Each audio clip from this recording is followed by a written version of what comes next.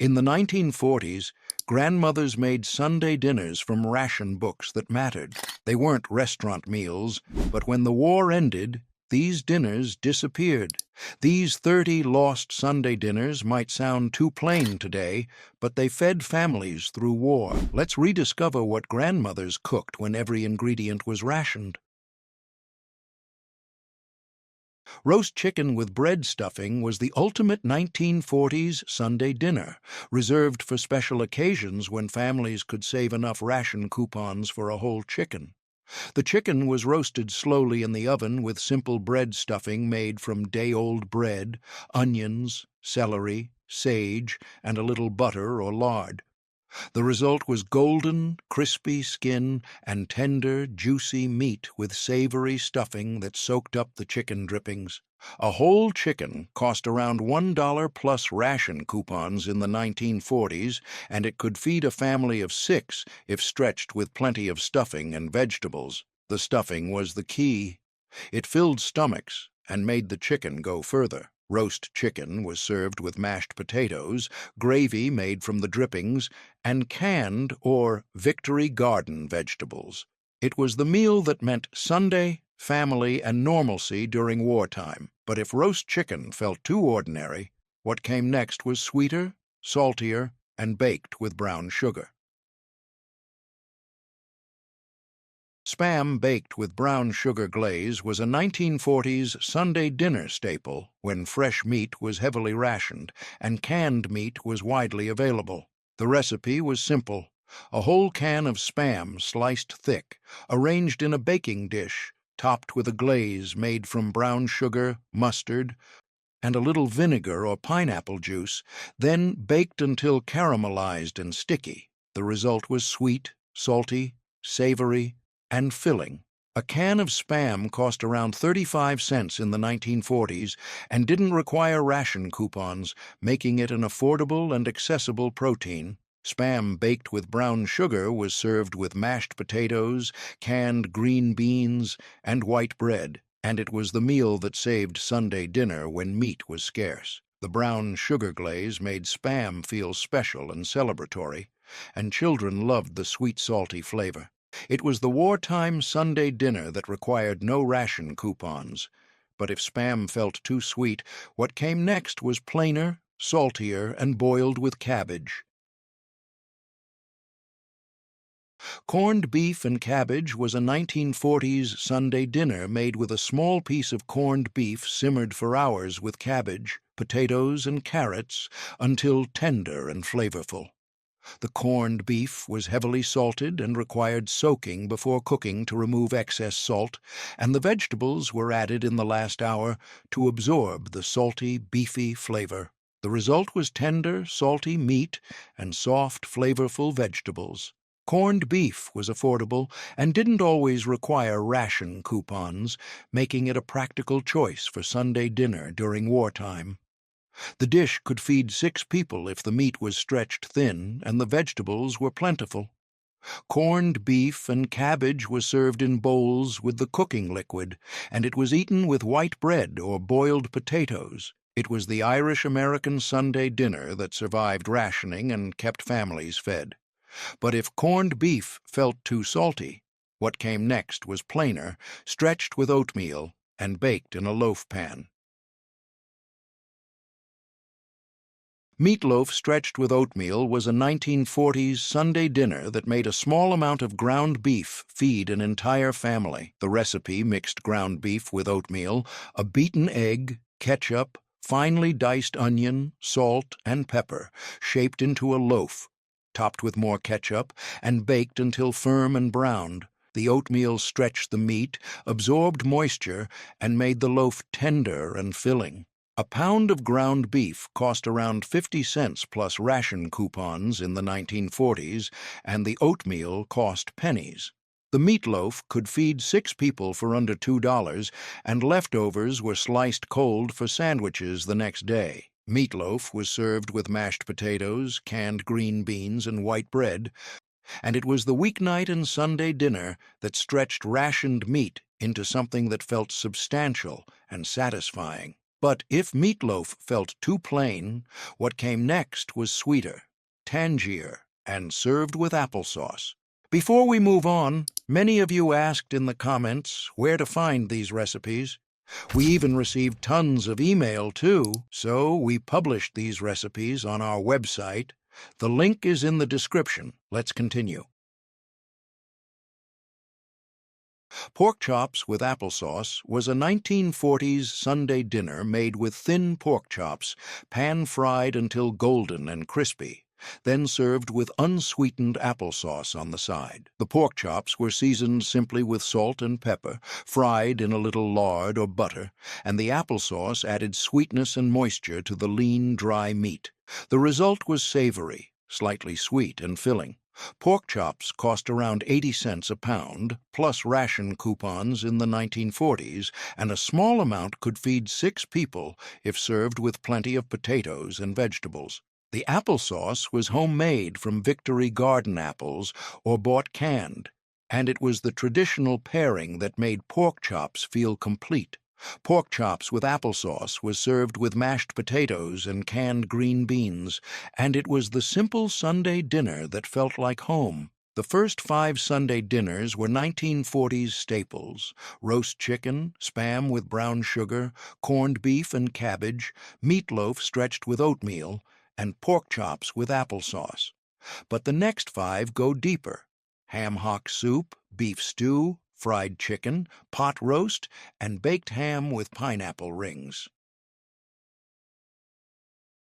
Ham hock and navy bean soup was a 1940s Sunday dinner made with a smoked ham hock simmered for hours with dried navy beans, water, diced onion, and sometimes a bay leaf until the beans were soft and the ham fell off the bone. The result was a thick, smoky, salty soup that filled stomachs and stretched rationed meat into days of meals. A smoked ham hock cost around 30 cents in the 1940s and didn't always require ration coupons. The soup could feed 6 people for under $1, and leftovers were reheated and served for days. Ham hock and navy bean soup was served with cornbread or white bread, and it was the Sunday dinner that lasted all week. Beef stew with root vegetables was a 1940s Sunday dinner made with a small amount of stewing beef, potatoes, carrots, onions, turnips, and sometimes parsnips, all simmered together in water or beef broth until tender and flavorful. The stew was thick, hearty, and filling, and the vegetables stretched the small amount of meat into a meal that fed 6 people. Stewing beef cost around 60 cents a pound, plus ration coupons in the 1940s, and the vegetables were cheap or free from Victory Gardens. The stew could feed 6 people for under $2, and it was served in bowls with white bread to soak up the broth. Beef stew was the Sunday dinner that stretched rationed meat and filled stomachs with vegetables. The root vegetables added sweetness and texture, and the stew tasted better the second day when the flavors had time to meld. But if beef stew felt too plain, what came next was crispier, golden, and fried in a skillet. Fried chicken with pan gravy was a 1940s Sunday dinner reserved for special occasions when families could save enough ration coupons for a whole chicken. The chicken was cut into pieces, dredged in seasoned flour, then fried in lard or vegetable shortening until golden and crispy. The pan drippings were used to make a simple gravy with flour, milk, salt, and pepper, and the result was crispy, juicy, savory, and rich. A whole chicken cost around $1 plus ration coupons in the 1940s, and it could feed 6 people if stretched with gravy, potatoes, and vegetables. Fried chicken was served with mashed potatoes, pan gravy, and canned or Victory Garden vegetables, and it was the Sunday dinner that felt like a celebration. The crispy coating and juicy meat made it the meal everyone looked forward to. But if fried chicken felt too crispy, what came next was softer, slower, and braised with potatoes. Pot roast with potatoes and carrots was a 1940s Sunday dinner made with a tough cut of beef braised slowly in a covered pot with water, onions, potatoes, and carrots until the meat was tender and the vegetables were soft and flavorful. The pot roast was cooked low and slow for hours, and the result was tender, juicy meat with rich, savory vegetables and a thin, flavorful gravy. The pot roast was served in slices with the vegetables and gravy, and it was the Sunday dinner that filled the house with the smell of beef and onions. Pot roast was the meal that took all day to cook and made Sunday feel special and warm. But if pot roast felt too plain, what came next was sweeter, stickier, and topped with pineapple rings. Baked ham with pineapple rings was a 1940s Sunday dinner made with a small ham or ham slice baked in the oven with canned pineapple rings and a glaze made from brown sugar, mustard, and pineapple juice. The ham was baked until the glaze caramelized and the pineapple rings turned golden and sticky, and the result was sweet, salty, savory, and festive. A small ham cost around $2 plus ration coupons in the 1940s, and canned pineapple was affordable and didn't require coupons. Baked ham with pineapple was served with mashed potatoes, canned green beans, and white bread, and it was the Sunday dinner that felt like a holiday. The pineapple added sweetness and brightness, and the glaze made the ham taste special and celebratory. It was the wartime Sunday dinner that felt like abundance. But if baked ham felt too sweet, what came next was plainer, cheaper, and made from organ meat. The first 10 Sunday dinners were 1940s staples: roast chicken, spam, corned beef, meatloaf, pork chops, ham hock soup, beef stew, fried chicken, pot roast, and baked ham. But the next 10 go deeper: liver and onions, roast beef, chicken and dumplings, pork shoulder, and baked fish. Liver and onions with gravy was a 1940s Sunday dinner made with beef liver sliced thin, dredged in flour, and pan-fried with butter or lard until just cooked through, then topped with onions, cooked in the same pan until soft and caramelized. A simple pan gravy was made from the drippings, flour, and a little water or milk, and the result was tender, rich, iron-heavy, and savory. Liver was one of the cheapest sources of protein available during wartime rationing. Beef liver cost around 30 cents a pound in the 1940s and didn't always require ration coupons, making it an affordable choice for Sunday dinner when meat was scarce. A single pound of liver could feed 6 people if served with plenty of mashed potatoes, gravy, and vegetables. The liver had to be cooked quickly. Overcooked liver became tough and bitter, and the onions added sweetness that balanced the strong mineral flavor of the liver. The pan gravy tied everything together and made the meal feel complete. Liver and onions was served with mashed potatoes, canned green beans, and white bread, and it was the Sunday dinner that children hated and adults tolerated because it was cheap and nutritious. The liver was tender when cooked correctly, with a rich, deep flavor that some people loved and others found overwhelming. Liver and onions was the wartime Sunday dinner that kept families fed when rationed meat was too expensive, and it was the meal that reminded people that protein came in many forms, not just beef and chicken. But if liver felt too strong, what came next was richer, fancier, and served with Yorkshire pudding. Sunday roast beef with Yorkshire pudding was a 1940s British-inspired Sunday dinner made with a small roast beef cooked slowly in the oven until tender and juicy, then served with Yorkshire pudding made from a simple batter of eggs, flour, and milk baked in the hot beef drippings. The result was tender, savory beef with crispy, golden Yorkshire pudding that soaked up the beef juices and gravy. A small roast beef cost around $2 plus ration coupons in the 1940s, making it a special occasion meal reserved for Sundays or holidays. The Yorkshire pudding was the key to stretching the small roast. It filled stomachs and added substance to the meal without requiring extra meat. The pudding was baked in a hot oven with beef drippings, and it puffed up into a crispy, golden shell with a soft, eggy interior.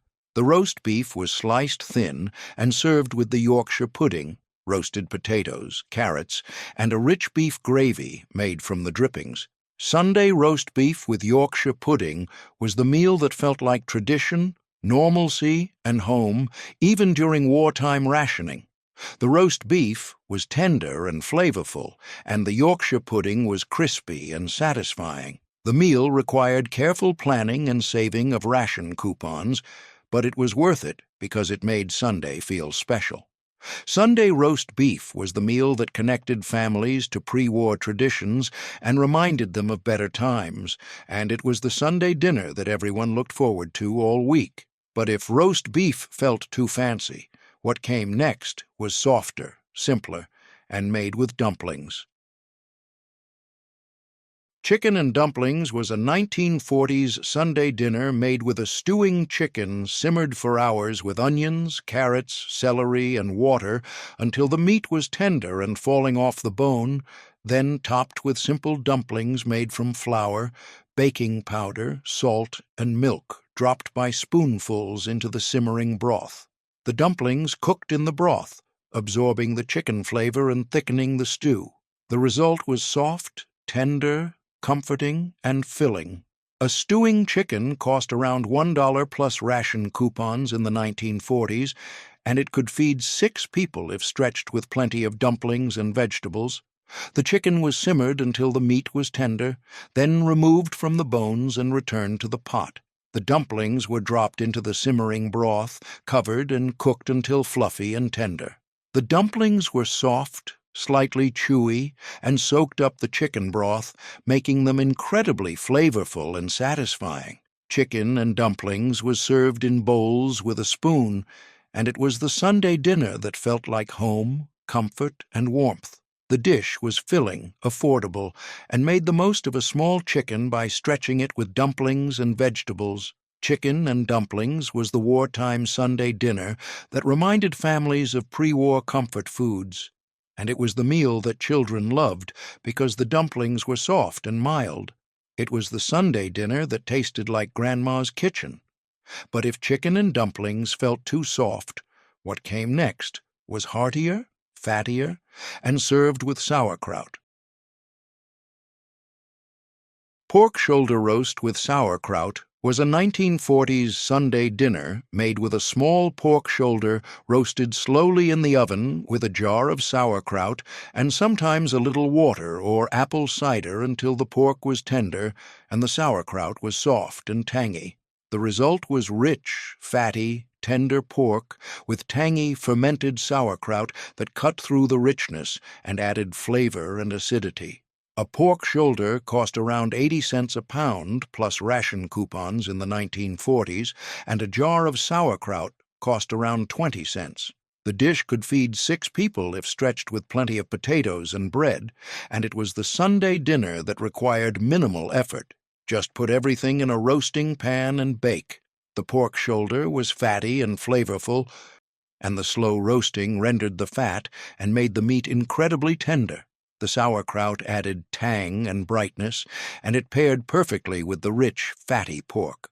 Pork shoulder roast with sauerkraut was served with boiled potatoes, rye bread, and sometimes mustard on the side, and it was the German-American Sunday dinner that survived rationing and kept families fed. The dish was filling, affordable, and required only a few ingredients. Pork shoulder with sauerkraut was the wartime Sunday dinner that tasted like tradition, heritage, and home, and it was the meal that made people feel connected to their roots, even during difficult times. But if pork shoulder felt too heavy, what came next was lighter, simpler, and baked with lemon.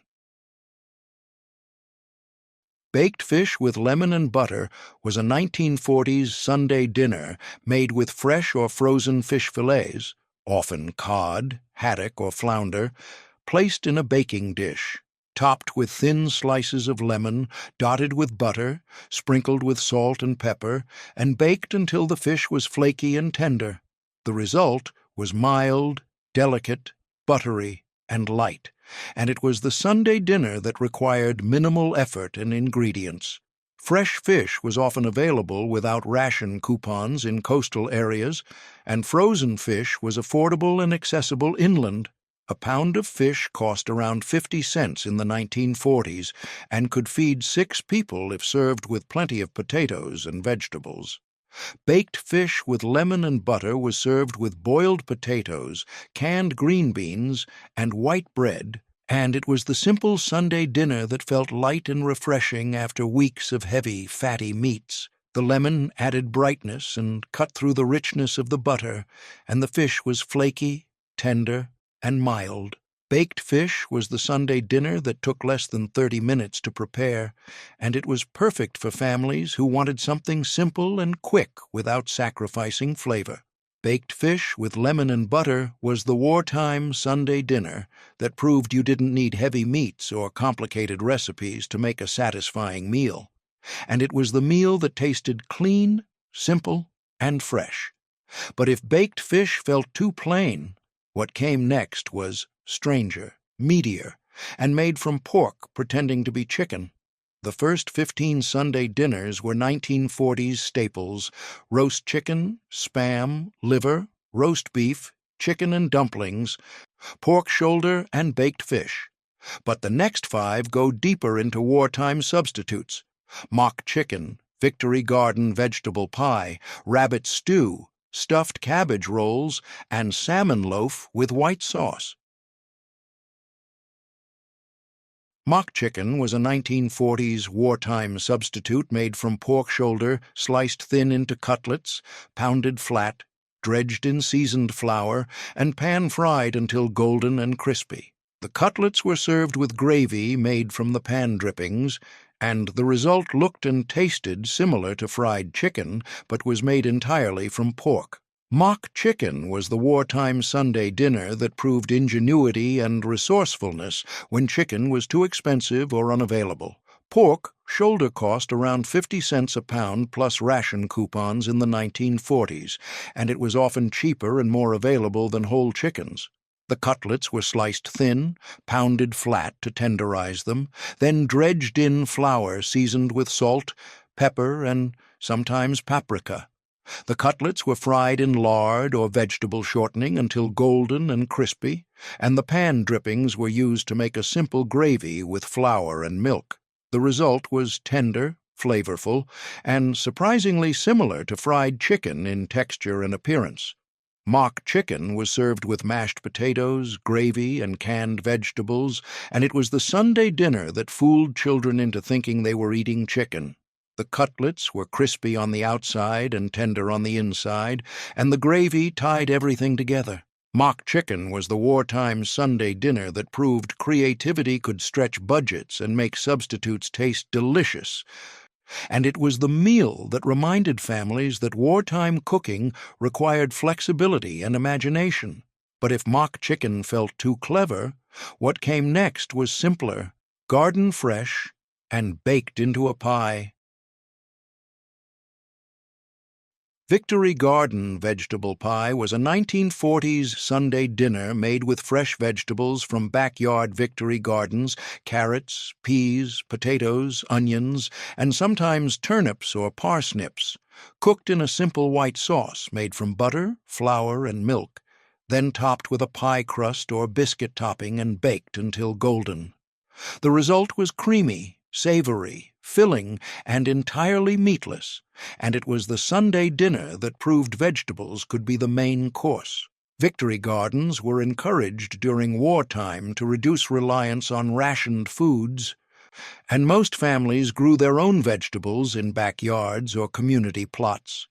The vegetables were cheap or free, and the pie required only a small amount of butter and flour to make the white sauce. Victory Garden vegetable pie could feed 6 people for under $1, and it was the Sunday dinner that stretched ration coupons and filled stomachs with fresh, homegrown vegetables. The pie was baked in a deep dish, and the crust was golden and flaky on top, with a creamy, savory filling underneath. The vegetables were soft and flavorful, and the white sauce added richness and moisture. Victory Garden vegetable pie was served with white bread and sometimes a small piece of cheese on the side, and it was the wartime Sunday dinner that proved families could eat well even without meat. The pie was filling, nutritious, and comforting, and it reminded families that their victory gardens were helping the war effort. But if vegetable pie felt too plain, what came next was wilder, gamier, and made from rabbit. Rabbit. Stew with onions and carrots was a 1940s Sunday dinner made with a whole rabbit cut into pieces, browned in a skillet, then simmered for hours with onions, carrots, potatoes, and water until the meat was tender and falling off the bone.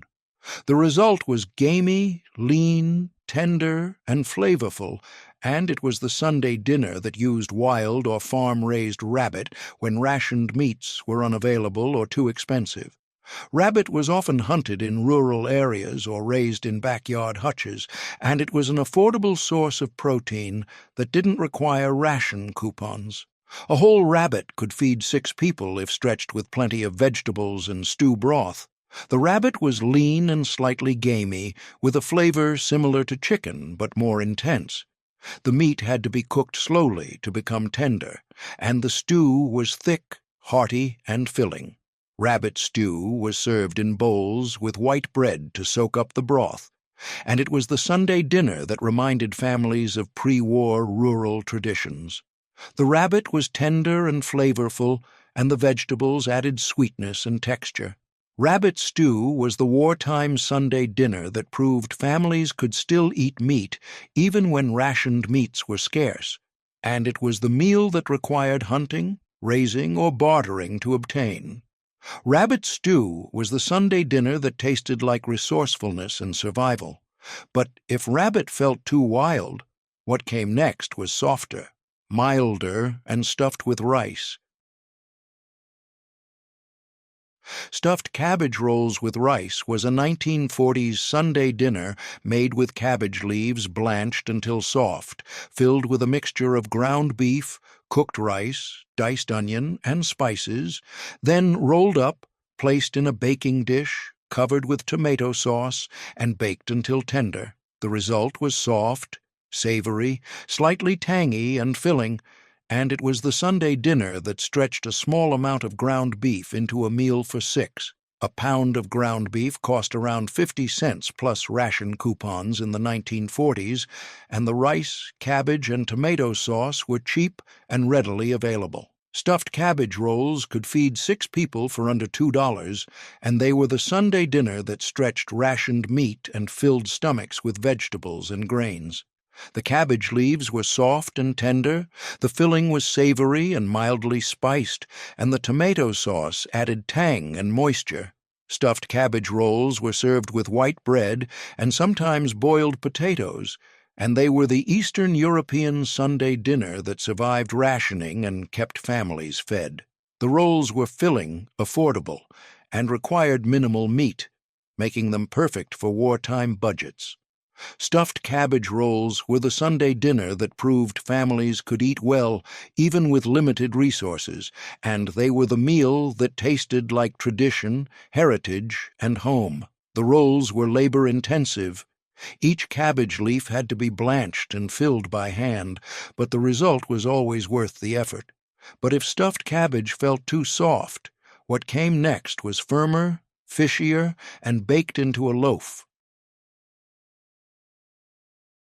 Salmon loaf with white sauce was a 1940s Sunday dinner made with canned salmon drained and mixed with breadcrumbs, a beaten egg, finely diced onion, lemon juice, salt, and pepper, then packed into a loaf pan and baked until firm and golden.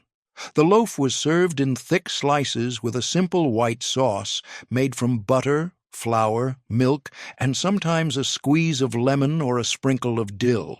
The result was firm, flaky, savory, and mild, Canned salmon cost around 75 cents in the 1940s and didn't always require ration coupons, making it an affordable choice for Sunday dinner when fresh fish was unavailable. A single can of salmon could make a loaf that fed 6 people if served with plenty of potatoes and vegetables. The salmon loaf was firm and held its shape when sliced, with visible flakes of salmon throughout and small, soft bones that were edible but sometimes surprising. The white sauce added creaminess and moisture, and it was the perfect complement to the mild, fishy flavor. Salmon loaf with white sauce was served with boiled potatoes, canned peas, and white bread. And it was the Sunday dinner that stretched canned fish into something that felt substantial and satisfying. The loaf was easy to make, required no special skills, and looked impressive when sliced and served on a platter. Salmon loaf was the wartime Sunday dinner that proved canned fish could be turned into a respectable main course, and it was the meal that kept families fed when fresh meat was too expensive. But if salmon loaf felt too fishy, what came next was gamier, tougher, and made from mutton. The first 20 Sunday dinners were 1940s staples and substitutes: roast chicken, spam, liver, mock chicken, Victory Garden pie, rabbit stew, stuffed cabbage, and salmon loaf. But the final 10 go into the rarest, most forgotten territory: mutton, tongue, oxtail, organ meat pies, tripe, and whale meat. Mutton stew with turnips was a 1940s Sunday dinner made with mutton, the meat from older sheep, cut into chunks and simmered for hours with turnips, onions, carrots, potatoes, and water until the meat was tender and the vegetables were soft and flavorful. Mutton was cheaper than lamb and didn't always require ration coupons, making it an affordable choice for Sunday dinner when beef and pork were heavily rationed. The result was gamey, rich, fatty, and deeply savory, with a strong flavor that some people loved and others found overwhelming and unpleasant. Mutton cost around 40 cents a pound in the 1940s, and it was often available when other meats were not. A pound of mutton could feed 6 people if stretched with plenty of vegetables and stew broth. The mutton had to be cooked slowly to become tender. Quick cooking made it tough and chewy, and the long simmering time allowed the fat to render and the flavors to meld together. The turnips added sweetness and earthiness, and they soaked up the rich, fatty broth. The onions and carrots added flavor and texture, and the potatoes made the stew filling and substantial enough to satisfy hungry families. Mutton stew with turnips was served in bowls with white bread or boiled potatoes to soak up the broth, and it was the Sunday dinner that reminded families of rural, pre-war traditions and working-class resourcefulness. The mutton was tender and fatty, with a strong, gamey flavor that was more intense than lamb. The stew was thick, hearty, and filling, and it tasted better the second day when the flavors had time to deepen and the fat had solidified on top and could be removed. Mutton stew was the wartime Sunday dinner that proved families could still eat meat even when rationed meats were scarce and expensive. Mutton stew disappeared from Sunday dinner tables after World War II when rationing ended and younger generations preferred milder, less gamey meats like chicken and pork. The strong flavor of mutton was off-putting to those who hadn't grown up eating it, and the long cooking time made it impractical for busy families who wanted faster meals. Mutton stew was the Sunday dinner that reminded people of wartime scarcity and sacrifice, and it was the meal that was quickly replaced by more familiar, milder meats once rationing ended and grocery stores were fully stocked again. But if mutton felt too gamey, what came next was milder, firmer, and boiled until tender. Boiled beef tongue with vegetables was a 1940s Sunday dinner made with a whole beef tongue simmered for hours in salted water with onions, carrots, celery, and bay leaves until tender, then peeled, the outer skin removed while still warm, cooled, and sliced thin. The sliced tongue was served cold or warm with boiled vegetables and sometimes a simple mustard or white sauce on the side. The result was tender, smooth, rich, and mildly beefy, with a texture similar to deli meat, but more substantial and flavorful. Beef tongue cost around $2 for a whole tongue in the 1940s and didn't always require ration coupons, making it an affordable choice for Sunday dinner when rationed meats were too expensive or unavailable. A single tongue yielded enough meat to feed 6 people with leftovers for sandwiches the next day. The tongue had to be simmered for hours, at least 3 to 4 hours, until tender enough to peel easily without tearing. The peeling process was essential. The outer skin was tough and inedible, and it had to be removed while the tongue was still warm, or it would not come off cleanly. Boiled beef tongue with vegetables was served with boiled potatoes, carrots, and sometimes cabbage or turnips. And it was the Sunday dinner that divided families into 2 camps. Some people loved the tender, mild flavor and the smooth texture, while others found the idea of eating tongue unsettling and refused to try it. Children were often told it was roast beef or cold beef to avoid questions, and most ate it without complaint once they tasted it. The tongue was tender, flavorful, and surprisingly mild, with a richness that came from the fat content. Boiled beef tongue disappeared from Sunday dinner tables after World War II when rationing ended, and younger generations rejected organ meats and unusual cuts in favor of more familiar meats like roast beef and ham. The idea of eating tongue became less acceptable in modern American culture, and the dish was replaced by more conventional cuts. Boiled beef tongue was the wartime Sunday dinner that proved families could eat well, even with unusual cuts of meat, and it was the meal that required patience, skill, and a willingness to cook and eat parts of the animal that modern Americans had long since abandoned in favor of more familiar cuts. But if tongue felt too unusual, what came next was richer, fattier, and simmered with barley. Oxtail soup with barley was a 1940s Sunday dinner made with oxtails, the bony, fatty tail of a cow, simmered for hours in water with onions, carrots, celery, barley, and bay leaves until the meat was tender and falling off the bone, and the broth was rich, dark, and gelatinous. The result was deeply beefy, rich, fatty, and filling, with a thick texture from the barley and collagen from the bones that created a silky, satisfying mouthfeel. Oxtails cost around 30 cents a pound in the 1940s and didn't always require ration coupons, making them an affordable choice for Sunday dinner when rationed meats were too expensive or unavailable. A pound of oxtails could feed 6 people if stretched with plenty of barley and vegetables. The oxtails had to be simmered for at least 4 to 6 hours to become tender, and the long cooking time allowed the collagen and fat to render into the broth, creating a rich, thick, flavorful base. The barley added texture and thickness, and it soaked up the rich, beefy broth and made the soup incredibly filling and substantial. Oxtail soup with barley was served in bowls with white bread or boiled potatoes to soak up the broth. And it was the Sunday dinner that required all-day cooking and constant skimming to remove the foam and fat that rose to the surface during simmering. Oxtail soup disappeared from Sunday dinner tables after World War II when rationing ended, and younger generations preferred faster, easier meals that didn't require all-day cooking and bone-picking. The soup was replaced by quicker beef stews and roasts that yielded more meat with fewer bones and less effort. But if oxtail soup felt too bony, what came next was meatier, richer, and baked into a pie.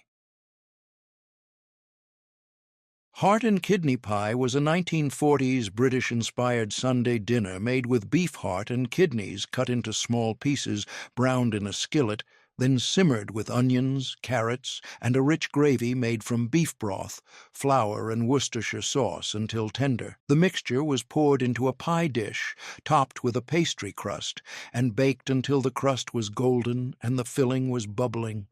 The result was rich, savory, deeply flavorful, and intensely meaty, with a complexity that came from the organ meats. Beef heart and kidneys cost around 20 cents a pound in the 1940s and didn't require ration coupons, making them an affordable choice for Sunday dinner when rationed meats were too expensive or unavailable. A pound of organ meats could feed 6 people if stretched with plenty of gravy and vegetables and topped with pastry. The heart was firm, muscular, and beefy, with a texture similar to steak, but denser and chewier. The kidneys were softer, with a strong mineral flavor that some people loved and others found overwhelming and off-putting. Heart and kidney pie was served hot, sliced into wedges, and it was the Sunday dinner that reminded families of British tradition and wartime resourcefulness. The pastry crust was golden, flaky, and buttery, and it soaked up the rich, savory gravy. The organ meats were tender and flavorful, and the gravy was thick, dark, and deeply beefy. Heart and kidney pie required skill, patience, and a willingness to cook and eat organ meats that most modern Americans found unappetizing or strange. The pie disappeared from Sunday dinner tables after World War II when rationing ended, and younger generations rejected organ meats and unusual cuts in favor of more familiar meats like ground beef and chicken. The strong flavor of the kidneys was off-putting to those who hadn't grown up eating them, and the idea of eating heart felt unsettling to modern sensibilities. Heart and kidney pie was replaced by more familiar meat pies made with ground beef or chicken, and the traditional British recipe faded from American kitchens. Heart and kidney pie was the wartime Sunday dinner that proved families could eat well, even with the cheapest cuts of meat available. But if heart and kidney pie felt too intense, what came next was softer, milder, and cooked in white sauce. Tripe and onions in white sauce was a 1940s Sunday dinner made with beef, tripe, the stomach lining of a cow, cleaned, blanched, then simmered for hours with onions until tender, and finally served in a simple white sauce made from butter, flour, and milk. The result was soft, chewy, mild, and slightly rubbery, the texture that was unique and polarizing. Tripe was one of the cheapest cuts of meat available during wartime rationing and didn't require precious ration coupons. Tripe cost around 20 cents a pound in the 1940s and didn't require ration coupons, making it an affordable choice for Sunday dinner when rationed meats were too expensive or unavailable. A pound of tripe could feed 6 people if stretched with plenty of white sauce and served with boiled potatoes and bread. The tripe had to be cleaned thoroughly and blanched in boiling water to remove impurities and strong odors,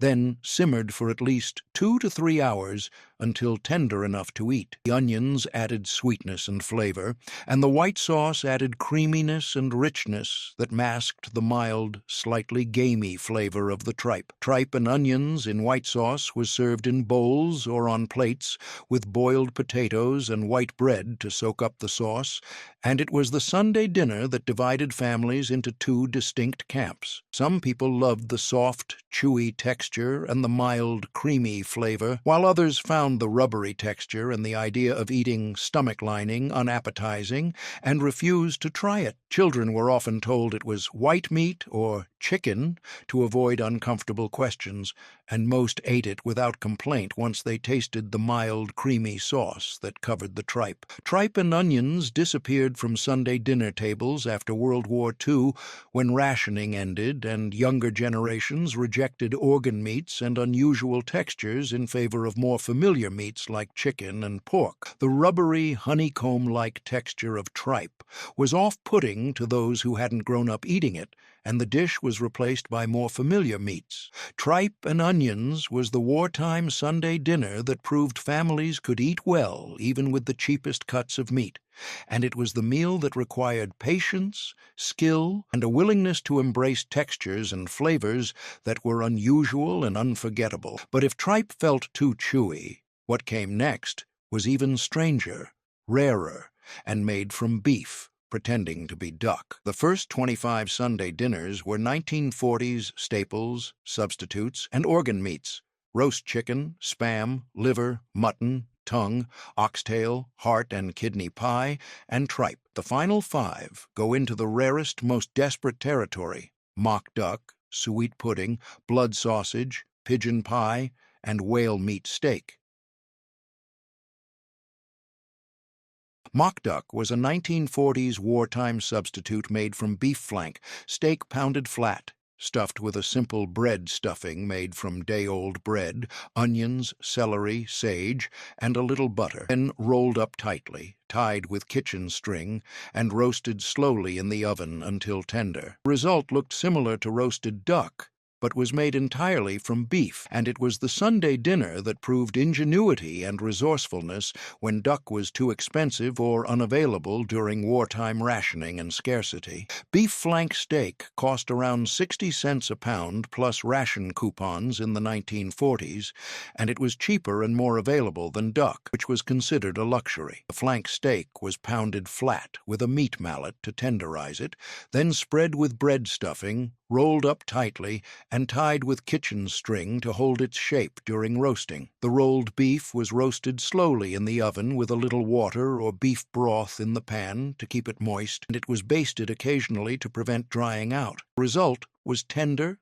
savory, and surprisingly similar to roasted duck in appearance and texture. Mock duck was served in thick slices with the stuffing visible in the center, and it was accompanied by roasted potatoes, gravy made from the pan drippings, and canned or Victory Garden vegetables. The stuffing added flavor and moisture, and it made the beef feel more substantial and special. Mock duck was the Sunday dinner that fooled guests into thinking they were eating real duck, and it was the meal that proved wartime cooks could create impressive, celebratory meals even with limited resources and ration coupons. Mock duck disappeared from Sunday dinner tables after World War II when rationing ended and real duck became more affordable and accessible to average families. The labor-intensive process of pounding, stuffing, rolling, and tying the beef flank made the dish impractical for everyday cooking, and younger generations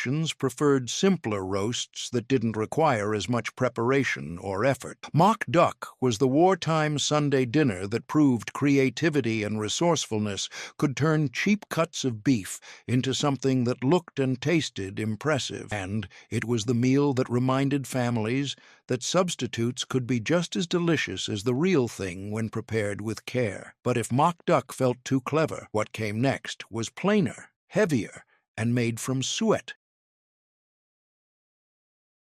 Sweet pudding served with savory gravy was a 1940s British-inspired Sunday dinner made with beef suet, hard fat from around the kidneys, mixed with flour, breadcrumbs, salt, and water to form a dough, then shaped into a pudding, wrapped in cloth, and steamed for hours until firm and cooked through. The pudding was sliced and served with a rich, savory gravy made from beef drippings or beef broth, and the result was heavy, filling, rich, and deeply satisfying in a way that only heavy, fatty foods could be. Beef suet cost pennies per pound in the 1940s and didn't require ration coupons, making it an affordable choice for Sunday dinner when rationed meats were too expensive or unavailable. A single suet pudding could feed 6 people if served with plenty of gravy and vegetables. The suet was grated or finely chopped, then mixed with flour, breadcrumbs, salt,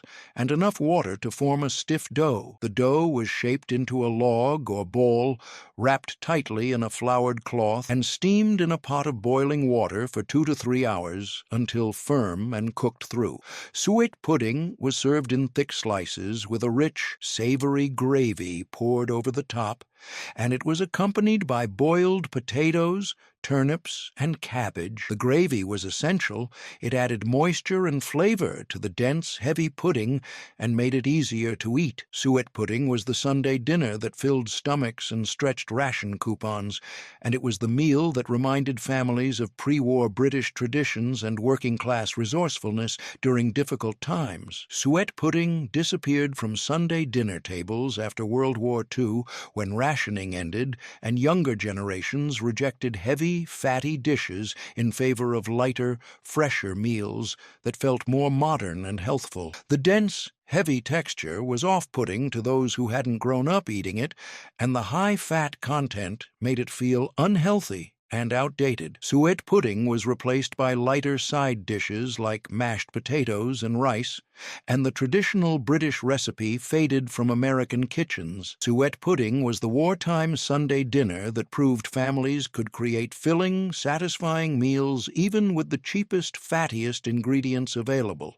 But if suet pudding felt too heavy, what came next was darker, bloodier, and fried with apples.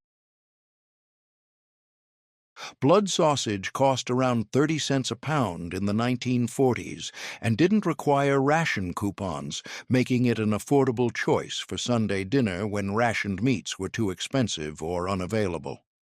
A pound of blood sausage could feed 6 people if served with plenty of fried apples, boiled potatoes, and bread.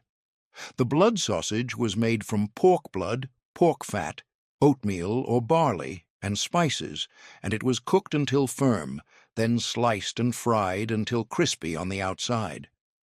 The texture was soft, crumbly, and slightly grainy, with a deep, iron-heavy flavor that some people loved and others found overwhelming. Blood sausage with fried apples was served with boiled potatoes, white bread, and sometimes a side of sauerkraut or cabbage, and it was the Sunday dinner that divided families into 2 distinct camps. Some people loved the rich, savory flavor and the crispy texture, while others found the idea of eating blood unappetizing and refused to try it. Children were often told it was sausage without further explanation, and most ate it without complaint once they tasted the sweet fried apples and crispy edges that made the dish more appealing. Blood sausage with fried apples disappeared from Sunday dinner tables after World War II when rationing ended and younger generations rejected organ meats and unusual ingredients in favor of more familiar sausages made from pork and beef. The idea of eating blood became less acceptable in modern American culture, and the dish was replaced by more conventional sausages. Blood sausage was the wartime Sunday dinner that proved families could eat well even with the cheapest ingredients available, and it was the meal that required bravery, skill, and a willingness to embrace flavors that were strong, intense, and unforgettable to modern palates. But if blood sausage felt too dark, what came next was wilder, gamier, and baked into a pie. Pigeon pie with root vegetables was a 1940s Sunday dinner made with wild or domesticated pigeons, cleaned, cut into pieces, and simmered with onions, carrots, turnips, and potatoes in a rich gravy made from the pigeon stock, flour, and butter until tender. The mixture was poured into a pie dish, topped with a pastry crust, and baked until the crust was golden and the filling was bubbling. The result was gamey, rich, savory, and deeply flavorful, with a taste that reminded people of wild game and rural traditions. Pigeons were often hunted in rural areas or raised in backyard lofts, and they were an affordable source of protein that didn't require ration coupons.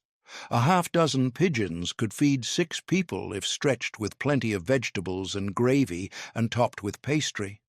The pigeons were lean and gamey, with a dark, rich flavor similar to duck, but more intense and less fatty. The meat had to be cooked slowly to become tender, and the gravy was thick, dark, and deeply savory, with a richness that came from the pigeon stock. Pigeon pie with root vegetables was served hot, sliced into wedges, and it was the Sunday dinner that reminded families of rural, pre-war traditions and British heritage. The pastry crust was golden, flaky, and buttery, and it soaked up the rich, savory gravy. The pigeon meat was tender and flavorful, and the vegetables added sweetness and substance to the filling.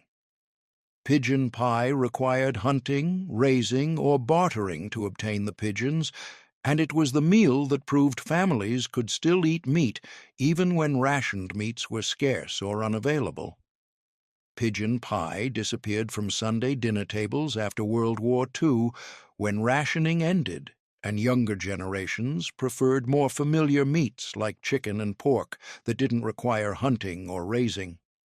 The gamey flavor of pigeon was off-putting to those who hadn't grown up eating wild game, and the labor-intensive process of cleaning and preparing the pigeons made the dish impractical for everyday cooking.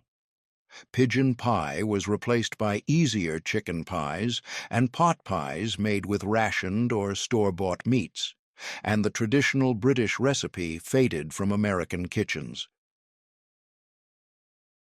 1940s wartime Sunday dinner available only in coastal regions, particularly in the United Kingdom and parts of the northeastern United States, where whale meat was distributed as part of rationing programs when other meats were scarce. Whale meat was sold fresh or frozen, and it was prepared like beefsteak, sliced thick, seasoned with salt and pepper, and pan-fried or grilled until browned on the outside and cooked through. The result was dark red, lean, oily, and intensely fishy, with a flavor unlike any other meat available during wartime. Whale meat cost around 40 cents a pound in the 1940s and didn't require ration coupons in areas where it was distributed. A pound of whale meat could feed 4 to 6 people if served with plenty of potatoes and vegetables. The meat was very lean, almost fat-free, and it had a strong, oily, fishy flavor that some people found tolerable and others found overwhelming and unpleasant. The texture was firm and dense, similar to beef, but darker and more intense. The meat had to be cooked quickly to avoid becoming tough and chewy, and it was often marinated in vinegar or lemon juice to reduce the strong, fishy flavor. Whale meat steak was served with boiled potatoes, canned vegetables, and white bread, and it was the Sunday dinner that most families tried once and never again. The strong, fishy flavor was too intense for those who hadn't grown up eating whale meat, and the dark red color and oily texture made it unappealing to children and adults alike. Whale meat was marketed as a patriotic choice. Eating whale meat meant saving ration coupons for the troops, but most families preferred to save their coupons and eat canned meat or Victory Garden vegetables instead of whale. Whale meat steak disappeared from Sunday dinner tables immediately after World War II, when rationing ended and whale meat distribution stopped. The dish was never popular, and it was remembered as one of the most unpleasant wartime foods that families were forced to try. Whale meat was the Sunday dinner that proved wartime rationing pushed families to eat foods they would never have chosen otherwise, and it was the meal that reminded people that survival sometimes meant eating things that tasted bad, looked strange, and felt wrong on every level. And these 30 Sunday dinners weren't recipes. They were survival tactics, written in ration books and cooked in kitchens where every ingredient was counted, weighed, and stretched. They were roast chicken saved for special occasions, spam baked with brown sugar to make it feel festive, and meatloaf stretched with oatmeal because a pound of ground beef had to feed 6 people. They were liver and onions, mutton stew, and oxtail soup. The cheap cuts that didn't require ration coupons but required patience, skill, and a willingness to eat parts of the animal that modern families had forgotten existed. But they were also the desperate meals: mock duck made from beef, suet pudding that filled stomachs with fat, and blood sausage fried with apples to mask the iron taste. They were tripe in white sauce, pigeon pie with root vegetables, and whale meat steak served in coastal regions when nothing else was available.